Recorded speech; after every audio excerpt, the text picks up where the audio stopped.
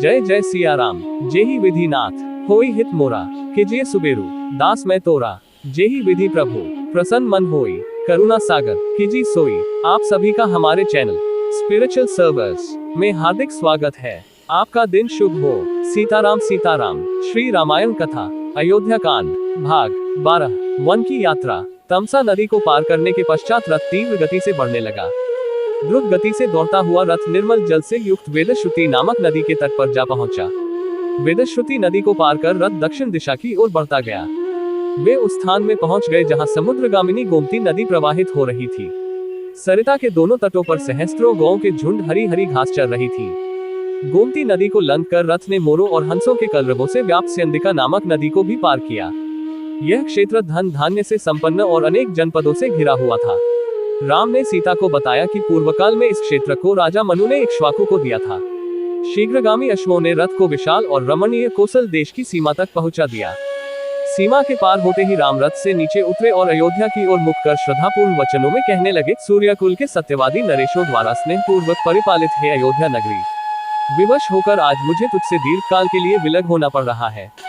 हे जन्मभूमि, मेरी दृष्टि में तुम सदैव स्वर्ग से भी अधिक श्रद्धेय और पूजनीय रही हो। तुम्हारी सेवा मेरा गौरव है, किंतु परिस्थितिवश मुझे आज तुम्हारी सेवा से विमुख होना पड़ रहा है। हे जन्मी, तुम सदैव मेरे लिए प्रेरणामयी रही हो। तुम्हारी धूली मुझे चंदन की भांति शांति देती है। तुम्हारा जल मेरे लिए अमृतमयी और जीवनदायी है। तुमसे विदा लेते हुए मेरा हृदय विदीर्ण हुआ जा रहा है। पिताजी की आज्ञा का पालन करके 14 वर्ष पश्चात मैं पुनः तुम्हारा दर्शन तथा तुम्हारी सेवा का सौभाग्य प्राप्त करूंगा। तब तक के लिए हे माता, मुझे विदा दो। हे माता, तुम्हें शत शत प्रणाम, कोटि कोटि प्रणाम। इतना कहकर राम ने अयोध्या प्रदेश की धूली को मस्तक से लगा लिया। उनके नेत्र अश्रुपूरित हो गए, किंतु प्रयास करके उन्होंने अपनी भावनाओं को नियंत्रित किया और पुनः रथ पर बैठ गए। रथासीन हो जाने के पश्चात वे लक्ष्मण एवं सीता को मातृभूमि की गरिमा एवं महत्व के विषय में बताने लगे। वे कलुषनाशिनी परम पावन भागीरथी गंगा के तट पर पहुंच गए। उस सुरम्य वातावरण में वे बहुत देर तक चकित से खड़े रहे। उन्होंने देखा दूर दूर तक लहलहाते हुए खेत नेत्रों को सुख देने वाली हरितिमा बिखेर रहे हैं। वातावरण अत्यंत सुरम्य है। स्वर्ण कलशों से सुशोभित धवल मंदिर भक्ति की भावना को जागृत कर रहे हैं। वहां के समस्त आश्रम साम गान की ध्वनि गुंजायमान हो रहे हैं। वायुमंडल हवन कुंडों से निकलने वाले धुएं से सुगंधित हो रहा है। अनन्य काल से ऋषि मुनियों द्वारा सेवित पवित्र भागीरथी कलकलनाद के साथ द्रुत गति से प्रवाहित हो रही है। गंगा के जल में हंस कारंडव आदि पक्षी विहार करते हुए मधुर स्वर में गा रहे हैं, मानो वे गंगा की स्तुति कर रहे हो।